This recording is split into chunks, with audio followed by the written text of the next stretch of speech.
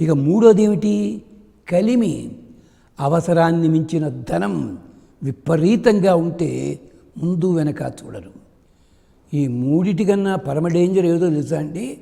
అరయమి.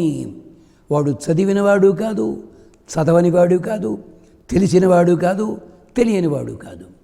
అందుకని దిలీపుడికి అధికారం ఉంది. సూర్యవంశపు రాజు మంచి 30-40 ఏళ్ల వయసులో ఉన్నాడు. అధికారం సూర్యవంశపు రాజు, అది బ్రహ్మాండమైన వంశం, అది చదువుకున్నాడు, 4 వేదాలు చదివాడు, స్వర్గం దాకా కూడా వెళ్ళగలడు ఆయన. అంతేకాదు అరయమి ఉన్న తెలియనిదనం ఉంది, కానీ ఎప్పుడు అహంకరించలే.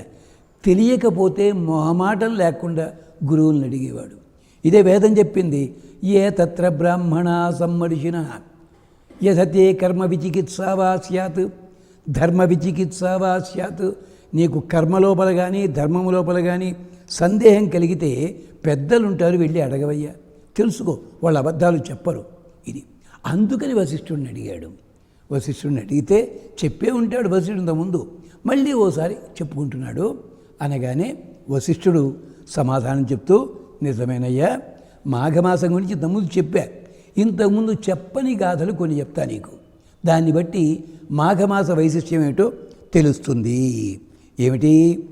మాఘమాస తీర్థ స్నానం చేసినట్టయితే ఎన్ని పుణ్యాలు కలుగుతాయో చెప్పాలంటే, నాయన, వేదంలో అధర్వణ వేదంలో ఫలానా భాగంలో ఉంది, ఋగ్వేదంలో ఫలానా భాగం ఉంది, వ్యాసుడు ఇస్తాడు ముందు కాలంలో 18 పురాణాల్లో 9 పురాణాల్లో ఉంది.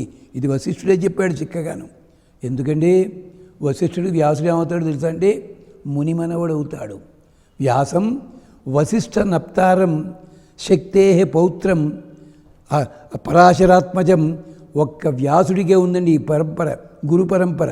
ఇక మిగిలిన వాళ్ళు ఎవరికి లేదు. అది